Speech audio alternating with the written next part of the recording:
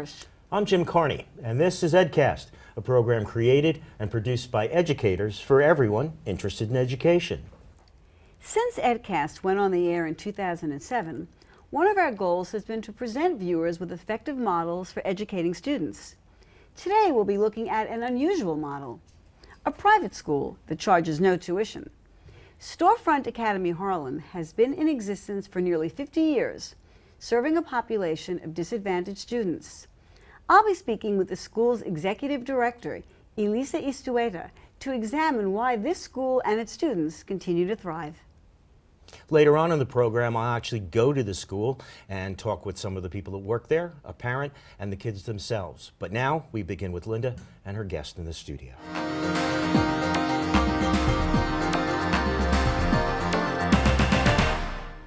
My guest today is Elisa Istueta, Executive Director of Storefront Academy Harlem. Thank you so much for joining us today. Thank you for having me. Sure. Tell us the story of Storefront Academy Harlem. When was it founded? What's its mission? So, Storefront Academy Harlem was founded in 1966 as a children's storefront. It was founded by a wonderful award-winning poet, actually, and community activist, Netta Warman. And it was really founded as a safe space for our most vulnerable children, the youngest. It was younger children. It was an early childhood. And the mission was really to expose children, to create a safe space, and to really nurture them and teach them. In the 80s, it became a school, and we graduated our first class of 8th graders in 1989. And since then, it's really evolved into this academically rigorous but very nurturing school for Harlem and some Bronx residents. Let's take a close look now. You said you're just graduating your 8th grade class. So when does the school start? At the pre-K? The school is a pre-K to 8th grade, correct. So our children really come to us as young as the age of 4 for pre-K, and most of our families tend to stay and they go through the 8th grade and graduate, and then we see them off to high school. And what would you say about the demographics of your student body? Our children are, 80% of our families are free or reduced price lunch, and we do have a percentage of children who require special education services, and we do provide those services on site for those that require it, whether it's speech therapy or additional tutoring or counseling. And 30% of our population is from the Bronx, but most of our families are also still from Harlem. I imagine many people would want to go to the school, so how does one get into Storefront Academy Harlem? It's really a lottery. It is a lottery. We don't test children, we don't do any assessments. It's, you know, families come to us, they fill out an application, and if we have the spot, they get in. It's a completely 100% free, tuition-free private school. That's a very interesting model. Now, again, do you have English language learners as well? You said you have kids with special needs. We do have some English language. It's not a high percentage of our population, but we do have some. And we do have children with IEPs, which would be the individualized educational plan through when they've been evaluated for special education. We have a full-time social worker and 2 interns on site. So we do counseling, and we also have people that come in and do the additional services that they may require. You mentioned it's a private school. It is. That doesn't charge tuition. So correct. How is that possible? Where's the money coming from? We have a wonderful board of trustees, very supportive, and we have foundation and corporation support, as well as a lot of individuals that greatly support the school. So our school, so we raise our 100% of our budget every year. And we've been successful in doing that for many years because it is a great school. That's right. How many students are you currently serving? We currently serve 174. I know one question people want to know is, what is your class size ratio, teacher to students? Small class size ratio. We have pretty much all the classes have a teacher and an assistant teacher in the lower grades, and our maximum class size is 18 children. So you're looking at a 1-to-9 student to teacher ratio in most of the classes, especially for the younger children. No, that's an enviable ratio for It sure. is, absolutely. Absolutely. So let's talk about what happens inside the school. I know I've looked at your website, I've read some of you, sure you have many, many things that are happening in the school. Let's focus first on the academic program. What does that look like? The academic program it's at the core of our mission, right? To be academically rigorous. We're preparing children to be successful in elementary school and then to be successful in middle school. And ultimately our goal is for them to go on to specialized high schools, private schools, some boarding schools, parochial schools, and to graduate from high school at high rates. So our academic program starts when children enter with us at the age of 4. We have one class per grade. So our curriculum, we focus on making sure that it's vertically aligned so that children are gaining the skills that they need, not just to be successful in their current grade, but what they'll need to be successful in the next grade.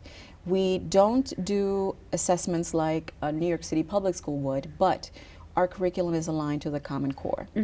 So we do place a lot of emphasis on literacy, making sure that our children are reading at grade levels and above, and also on our math standards. We do some assessments for internal purposes just so that we could track their progress and we can make sure that they are achieving at the rate. So you said, are there other subject areas that are also covered as well? Yes, we do. We provide, we have science, we do art, physical education, music.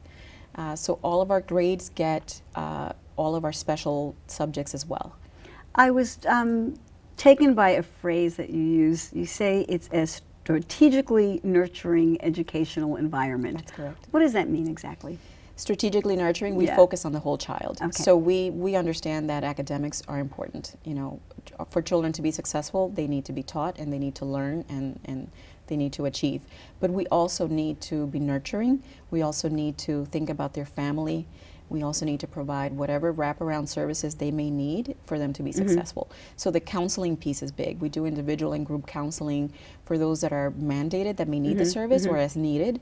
We make sure that families are taken care of, everything from providing even legal services to families that may need it, to providing scholarships for them to go on to really good high schools, or to connect them to necessary services that they may need if there's an issue. For example, we had a family that had a fire. So having teachers go and help this family move, so that they can move into their next apartment and facilitating and making it possible for them to get the services that they need to be able to move on from and something like that. families can get many of those services at the school itself. Correct. That's sort of like the community school model, yes? It is that very we've been much like hearing about, absolutely. Absolutely. Except we've been doing it for a lot longer than that model was created. Okay, seriously. All right. So you've done it for really. Yes, I think what makes the storefront such an incredible place, it's that it predates charter schools. It predates that community schools model that is now very much popular, because it's this awareness that to really educate children properly, you can't just, it's not just when they're sitting in your classroom for those 6 hours. There's a family unit that needs to be taken care of. So there's a community that needs to be taken care of. So from your perspective, following that model, that would be the right direction that we should Absolutely. be going in right Absolutely. now, based on the Absolutely. experience that you've had. Absolutely, especially when you're dealing with certain populations that are still in high need, whether it's poverty, whether it's social service needs. You cannot focus just on thinking that children are going to achieve academically without knowing what's happening at home or what's happening in their communities. Do you have a different academic calendar than the public schools in terms of the school day, the amounts of the calendar itself? We do. I mean, our day is very much like a regular school day in any school, right? It's children come in, we start around 8 o'clock and they're there until 3:30, 3:40, and they go from, for the younger grades, obviously they have one teacher that teaches all the subjects and thematic units, etc. They do go to their physical education, their art class, their music class. We provide lunch on site. Obviously we have a wonderful, health and wellness is also very much a part of what we do. So our nutrition program is important, providing them with hot breakfast that families can actually, the parents can come and have breakfast with their children. That's lovely. First thing in the morning, also a very nutritious lunch.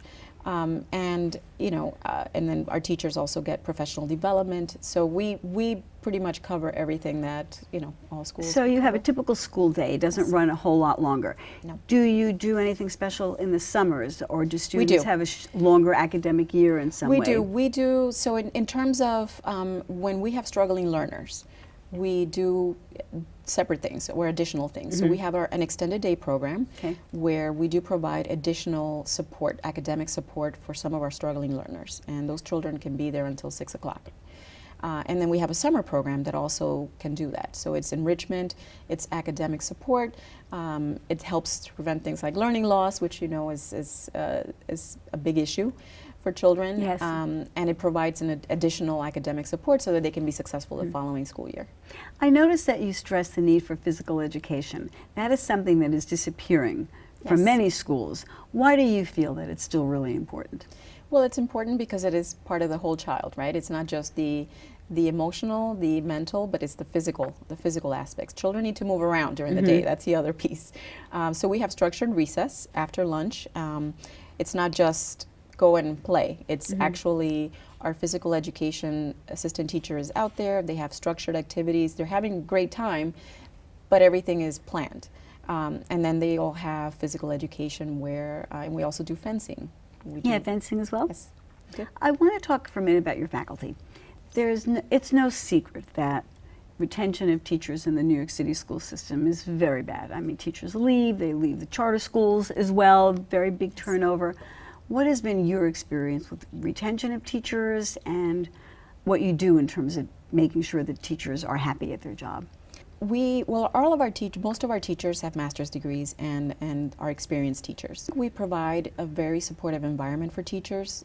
We do a lot of professional development and coaching and a lot of assistance, whether it's consultants that come in or our own instructional staff, our deans, our principal, who focus on their professional development to provide them the needed supports. Our salaries are competitive with charter schools. The other benefit, and I think that teachers can appreciate, is they do get the summers off. So it is competitive in that sense. But it's also we're not bound by some of the same things that public schools are bound by. So we have a lot of autonomy. Being a private school allows you to make changes that you may want to make to your curriculum. For example, something doesn't work, you could change it much quicker. And teachers have the ability to be more creative, I think, in their classrooms. Do they collaborate They together? do. Because We that's the do. new We have a provision. cluster model, so our younger grades are clustered together, pre-K, kindergarten, first grade, and then second, third, fourth, and fifth, and then our middle schools. So teachers really work in teams, and they work around content, they work around aligning the curriculum and making sure that they're supporting each other. Jim Carney, as you know, had an opportunity to come and Yes. visit the school, so let's take a look. In the shadow of the Metro North train just off Park Avenue, the Harlem Storefront Academy has been graduating students for over 50 years. 5, 6, 7, and... So Storefront Academy Harlem is a great institution. We've actually been here for almost 50 years now in the Harlem community, and we serve grades pre-K through 8. We have a small class size, and we have a really dedicated staff to make sure that we're able to achieve our mission of educating the whole child. And how long have you been teaching here at the Storefront Academy? This is my 24th year. Really? And what age groups have you been teaching here? I've taught preschool, second grade, third grade, fourth grade, and others on and off. Why is this a special school? It is, in my experience, a unique school because when I first came here, it was a community school. It was the only one of its kind in Harlem, in New York. We have tuition-free school. And when I first came here, it was really children who were neglected by other schools, children who couldn't have survived in other schools. So one of the things that makes it different, I actually have worked in several charter schools here in Harlem, and one of the things that I love about Storefront Academy is that we are truly able to address the whole child. We are able to be nimble in ways that charter schools are not. And so we're able to take advantage of a wealth of community resources and bring them into our classrooms. Well, I think we differ from public schools and charter schools in our approach. At academics, it's not the only thing that we do. We do think about the whole child. We do think about their social and emotional needs. And we're also a community. We're a small community. We have a community of parents who are also very committed. We believe in everything from serving breakfast for parents or children in the morning, to all of our mentoring events and all of our other things that help children succeed.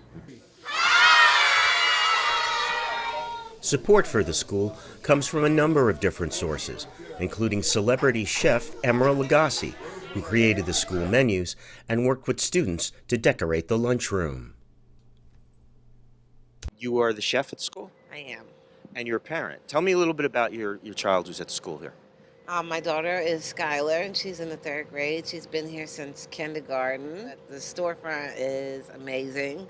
We have been a part of the community itself. My mom, since before she was even in the school, my mom used to come in and help volunteer, do a little poetry here and there. What's different about this school that it makes you want to bring your child here? This number one, small classroom sizes. Absolutely love it. There's almost 2 teachers to every classroom, which helps a lot. They offer a variety of different extracurricular activities along with special support for students who need it, which is always great. Hot lunch and hot breakfast that's freshly cooked every day. You can't beat that either. One of the things that Storefront Academy is incredibly good at is making sure that our students place at really competitive high schools, private, boarding, parochial, and specialized schools. So success for our students is putting them on a trajectory of being able to go to the high school of their choice. Is there any particular 1 or 2 students that you know of that have come out of the school that you remember fondly, particularly? Oh yeah, I know many, if not all of them. I heard yesterday from teachers who came here visiting our school, and they told me of one of our students who left and is now a teacher at that school, and that's wonderful. The children that we have, our families, and the committed teachers and staff that we have, people who have been working here for 20 years, who have been coming and volunteering. We have a great pool of volunteers, people who are highly committed. And I think it's just all of that together just makes it a really wonderful place to be. From the lunchroom to the studio with Linda and her guest.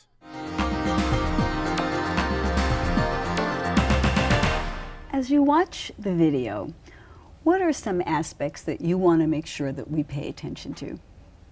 Our beautiful children.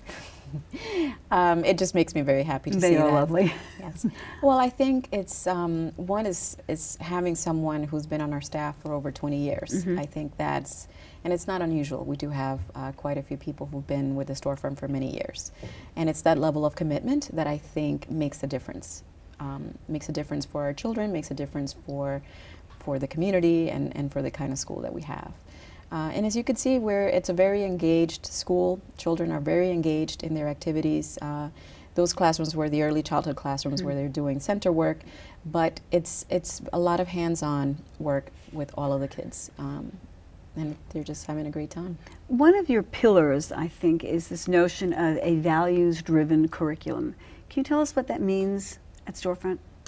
We have a set of core values: respect, dignity, concern for others, those kinds of values, and that's infused throughout. Whenever there's disciplinary issues, which, like all schools we may have occasionally, we emphasize, well, what value did you not follow? If there is a problem, if there is an issue, which value was not observed? And it's reinforced throughout everything that we do. And we don't really have those disciplinary cases because I think, one, because of the student to staff ratio. There are so many adults supporting and working with kids that minimizes a lot of those conflicts. But it's also because our kids just learn. Our children are really focused, and they learn from the day that they start that this is a community, and they respect it. One of the big issues right now in education, as you know, is the achievement gap, the academic achievement gap between Black and Latino students and white and Asian students. What are you seeing at your school? How are your students performing? Our kids are performing at grade level, as they should. We do assessments to How do you assess them? You said that you don't use the state exams. We don't, you but don't. we do. So what do you use? We do, we just did map testing, for example, where we do look at our levels 1 through 4, like the city would, for example, to see if they're aligned with New York State standards. We believe that children can achieve, regardless of race, ethnicity. It's just the education that they receive and the additional things that are in place, the experiences that they receive. It's not just the academics, but it's the context of the education and the academics. Those experiences is what leads to that kind of learning. So taking them to museums, exposing them to field trips, having mentoring programs, having partnerships with Studio Museum of Harlem, for example, for arts. Those are the kinds of experiences and things that help them achieve at a higher level. So we test them and we see where they are. Those that need additional supports, we provide them to make sure that they are at the level that they need to be. You're clearly not teaching to the test. I don't We are have not- to say we- that you know that that is one of the criticisms being leveled against Correct. the Common Core and this whole notion of testing as the only way of determining who and what a child knows, who a child is and what a child knows. And what you're saying, I think, paraphrasing, is that there's so much more that goes into making a child who is successful and who's educated. Exactly. That it is not just teaching to these tests. Absolutely. Although it is important for you to know that they can read into and the we, math. Absolutely, and we do use it because we also, we have an accountability system as well. We want to make sure that our teachers are doing what they need to do to help children achieve and for children to be where they need to be at the levels they need to be. But absolutely, we don't believe in teaching to the test. We believe that a wealth of experiences and enrichment activities can help them be successful. Now, I know that you're planning on opening up a charter school in 2015. My question is why, and what will that be like? A few years ago, we did a strategic plan, and one of the decisions, it was very mission driven, and it really is at the core of our mission. We feel like we have such a successful model. We have such a wonderful model of our school. Why not replicate it? And that's really what's at the heart of the charter school. It's a replication of our Harlem school.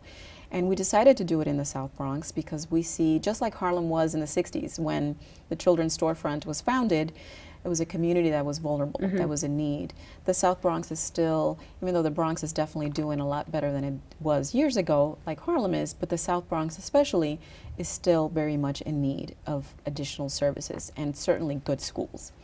So we really feel that replicating our model at the charter level will be beneficial for the Bronx. Replicating your model, however, does mean providing all these additional services, right? I mean, let's yes. talk about the elephant in the room. I mean, you certainly provide so many services that a Yes. traditional public school cannot provide because they simply don't have the funding. How will you get the funding for the charter? Will you have that same level of support? I know now you'll be taking city money, of course, for the public school component, so that will cover, I suppose, The some charter of it. is actually authorized by SUNY, so By it'll SUNY. be a A SUNY SUNY, charter okay. school, and it will, yes, correct. So it will come with per pupil funding that will allow us to cover our school expenses. But yes, we know that in order for us to successfully replicate what we're doing in Harlem, we're going to need additional supports, and we know that we'll have to raise additional funds to make that happen. Having our experience and the success that we've had in Harlem, I think makes it a little easier because we could build from that. So we envision our schools working together, obviously, our principals really working together so that the Harlem school could really be a think tank for the charter. And any changes that we want to make, whether it's curricular or professional development, will happen at that level. And the charter will start with kindergarten or pre-K? It will be kindergarten through 5th grade, yes. So the first year will be kindergarten and 1st grade. And then we'll ramp up every year until our year 5 will be at full capacity. I know we've touched on this, but I want to make sure you get a chance to be clear about it. What is your evidence of success? I know we've heard in the video that you want your students to go on to really good high schools. What Yes. evidence of success do you have? All of our kids, 100% of our children, our 8th graders, go on to selective high schools, parochial schools, some boarding schools. Everybody graduates. Everybody in other words. graduates. Everybody graduates. Everybody goes on to great schools.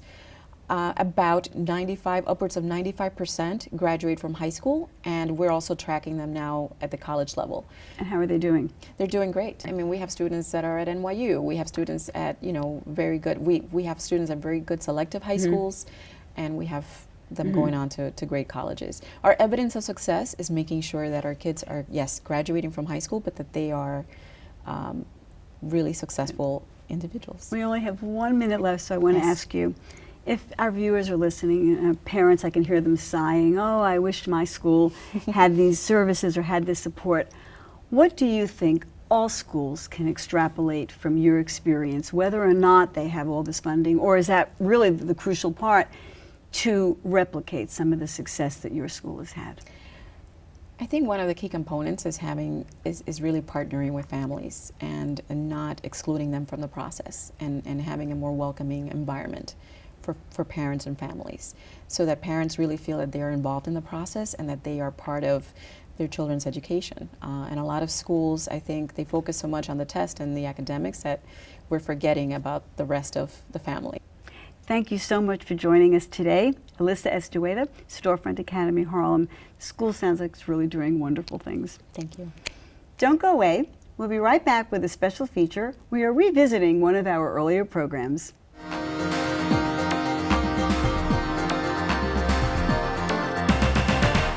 Last year on EdCast, we profiled a program called Publicolor.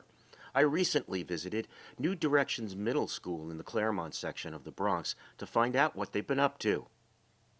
Ruth Land Schumann is the founder and president of the program. Remind us exactly, what is Publicolor and what's the philosophy behind it?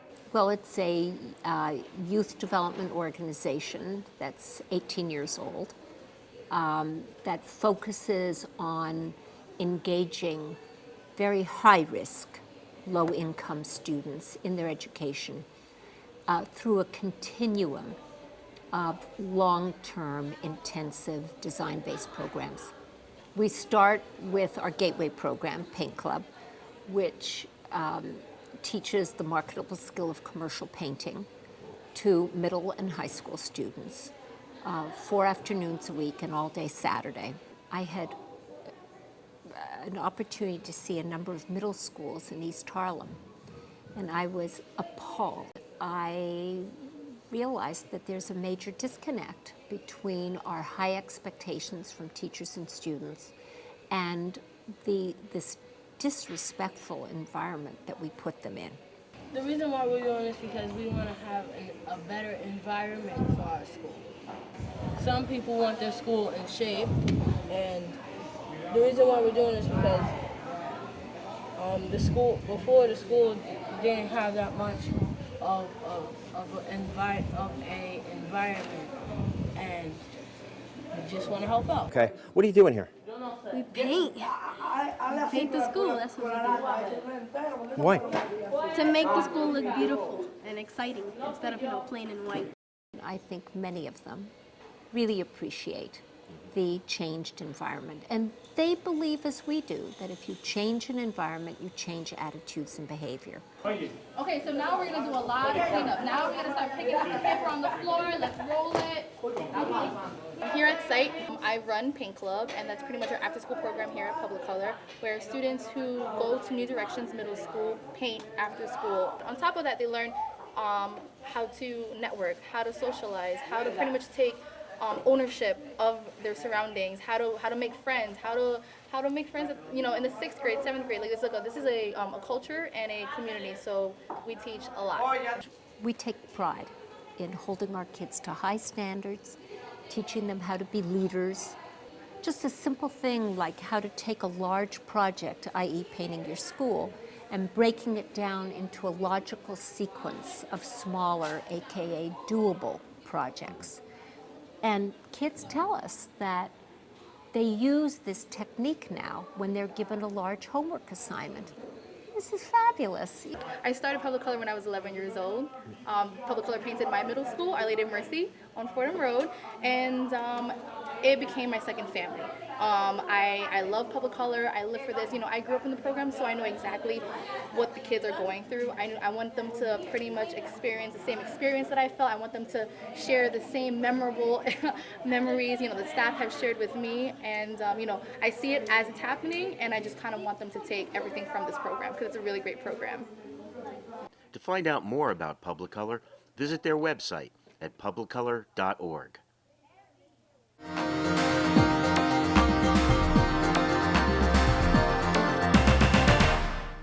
It's really interesting to go back and revisit a school. It is. It's nice to see that the programming is ongoing. More and more students are getting involved, and it really does brighten up the environment within the school. That's it for this edition of EdCast. Until next time, class dismissed.